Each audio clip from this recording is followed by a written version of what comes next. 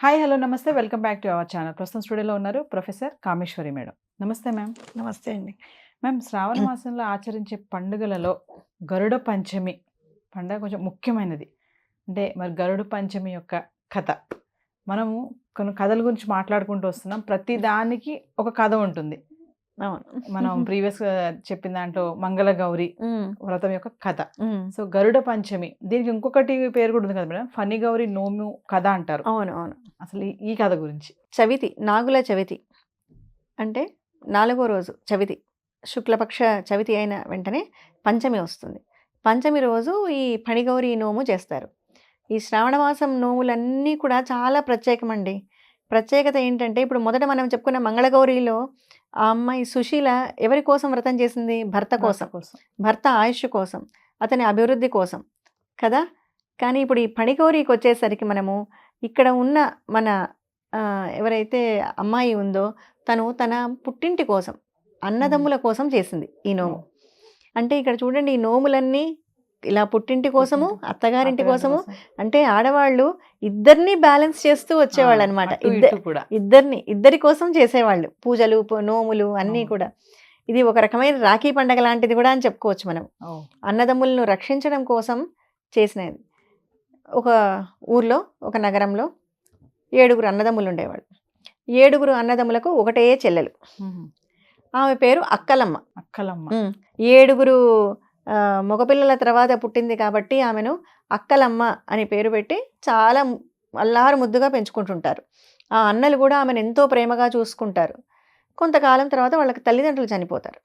తల్లిదండ్రులు చనిపోయిన తర్వాత ఈ అక్కలమ్మ చెల్లెలైనా కూడా తానే ఒక తల్లి పాత్ర తీసుకొని, ఆ రోల్ తీసుకొని అన్నలందరినీ ఎంతో బాగా చూసుకునేది.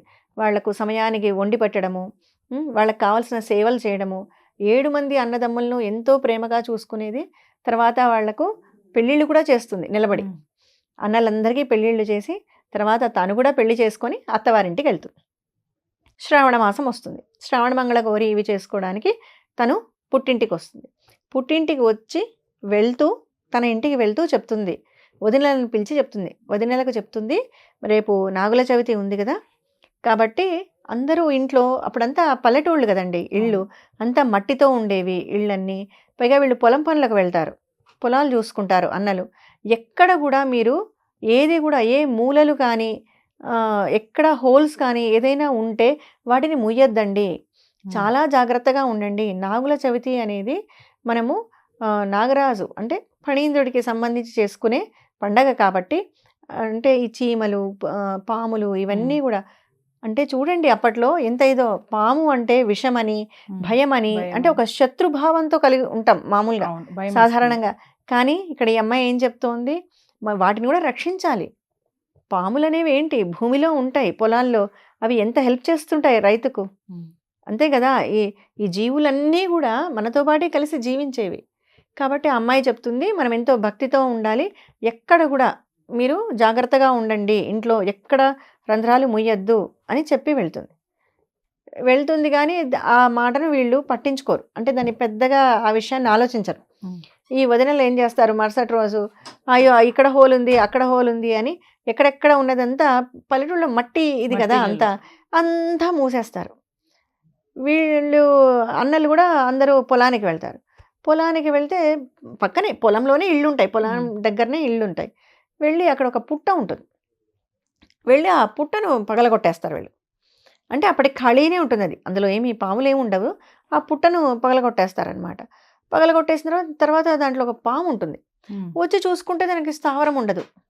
అయ్యో ఎక్కడ నాకు స్థావరం లేదే, నా పుట్ట పాడైపోయింది అని చెప్పి ఆ పాము అలాగే వెళ్ళి తనకు ఎక్కడైనా ఉండాలి కదా, ఇట్లా ఓపెన్ ప్లేస్లో ఉండలేవు అవి.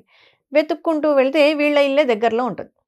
వీళ్ళ ఇంట్లోకి వెళ్తుంది. వెళ్ళి ఎక్కడైనా దూరదాం, లోపలికి వెళ్దామంటే ఎక్కడ రంధ్రాలు ఉండవు, మొత్తం మూసేసి ఉంటారు వీళ్ళు. ఎక్కడ ప్లేస్ లేకపోతే ఆ మూల ఒక రోల్ ఉంటుంది, రోట్లో వెళ్ళి పడుకుంటుంది. రోట్లో వెళ్ళి చుట్టుకొని లోపల పడుకుంటుంది, నల్లటి నాగు. సరే, నాగుల చవితి వస్తుంది. మరుసటి రోజు పొద్దున్నే వీళ్ళందరూ పొద్దున్న లేచి బాగా తలారా స్నానాలు చేసి ఇంకా నైవేద్యం పెట్టాలి. నువ్వులు దంచాలి అంటే బాగా ఇన్ని నువ్వులు తీసుకొని, నల్లటి నువ్వులు తీసుకొని వెళ్ళి రోట్లో వేసేస్తారు. ఆ రోట్లో నాగుపాము ఉంటుంది, వాళ్ళు చూడరు. ఉమ్. చూడకుండానే దాంట్లో ఆ రోట్లో పడుకొని ఉన్న నాగుపాము మీదనే ఈ నువ్వులన్నీ వేసేస్తారు. వేసి బాగా రోకళ్ళు వేసి దంచేస్తారు.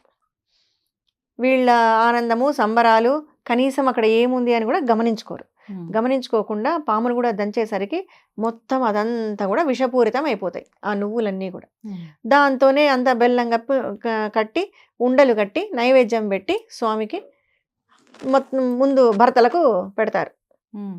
అందిస్తారు. అది తిన్న వెంటనే వాళ్ళు నురుగు కక్కుంటూ అక్కడే పడిపోతారు. మొత్తం 7 విగత జీవులు అయిపోతారు, చనిపోతారు. 7 మంది చనిపోతారు. చనిపోగానే ఇంకా వీళ్ళు తట్టుకోలేరు. ఎందుకో ఈమెకు వెంటనే కల వస్తుంది చెల్లెలికి. అంటే కల అంటే ఒక దుస్వప్నం, ఏదో జరిగిపోతోంది అని భయం వేసి ఏమైందో ఏమో అని పుట్టింటికి పరిగెత్తుకుంటూ వస్తుంది. వచ్చేసరికి ఏముంది, అన్నదమ్ములంతా చనిపోయి ఉంటారు. ఏడుస్తారు. ఈమెకు అనుమానం వస్తుంది, ఏదో జరిగింది, ఎక్కడో తప్పు జరిగింది అని ఈ అక్కలమ్మకు అనుమానం వచ్చి వెంటనే ఇల్లంతా కలియ చూస్తుంది. ఏం చేశారా చూస్తే అక్కడ రోట్లో పడిన దాంట్లో అది ఉంటుంది కదా, పాము పొలుసులు అవి కనపడతాయి. అబ్బా ఎంత మహాపాపం జరిగిపోయింది, చాలా తప్పు చేశారు వీళ్ళు అని చెప్పి వెంటనే పరిగెత్తుకుంటూ వెళ్ళి, పైగా చిన్నప్పటి నుంచి ఈ అమ్మాయికి చాలా దైవభక్తి, వెంటనే వెళ్ళి అమ్మవారిని ప్రార్థిస్తుంది. అమ్మా, నాకు పుట్టింటికి ఉన్నవాళ్ళు నా అన్నలను కాపాడు, నా పుట్టింటిని నిలబెట్టు అని ఎంతో బాధతో ఆవిడ చాలా ఆర్తితో ప్రార్థిస్తుంది అమ్మవారిని. మొదటి నుంచి ఈమెకు చాలా భక్తి శ్రద్ధలు కలిగిన ఆవిడ కాబట్టి వెంటనే అమ్మవారు అనుగ్రహించి, నువ్వు ఒక పని చెయ్యి, నువ్వు ఇంటికి వెళ్ళి ఫణిగౌరి వ్రతం చెయ్యి, మీ అన్నల కోసం ఫణిగౌరి వ్రతం చెయ్యి అని చెప్తుంది. ఈమె వెంటనే ఇంటికి వచ్చేసి ఫణిగౌరి వ్రతం చేసుకుంటుంది. ఎప్పుడైతే ఫణిగౌరి వ్రతం చేసుకొని ఆ తీర్థాన్ని తీసుకెళ్ళి వాళ్ళందరి మీద, అన్నల మీద చల్లుతుందో వాళ్ళు మళ్ళీ బతుకుతారు, లేచేస్తారు. లేగానే చెప్తుంది, ఇంకెప్పుడు ఇలాంటి తప్పులు చెయ్యొద్దండి అని చెప్పి అందరూ కలిసి పార్వతీదేవిని, అమ్మవారిని ప్రార్థిస్తారనమాట. అందరూ కలిసి పూజ చేసుకుంటారు. అలా ఈ ఫణిగౌరి అనేది తన పుట్టింటి కోసం, అన్నలను కాపాడడం కోసం ఒక రకమైన రాఖీ పండగ లాంటిదే అది కూడా, పుట్టింటి వారి కోసం. Thank you ma'am.